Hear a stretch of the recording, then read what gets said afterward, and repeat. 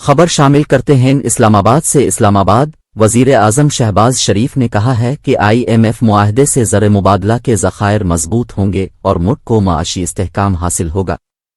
اپنے ٹویٹ میں وزیر اعظم شہباز شریف نے کہا کہ الحمدللہ میں خوشی کے ساتھ اعلان کرتا ہوں کہ پاکستان اور IMF کے درمیان اسٹیٹمنٹ بائی اوریجن منٹ کے طور پر 9 ماہ کے لیے $3 ارب کا معاہدہ ہو گیا ہے۔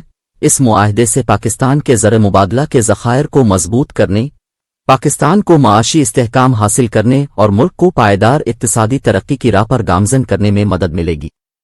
پاکستان اور IMF کے درمیان $3 ارب کا معاہدہ طے پا گیا۔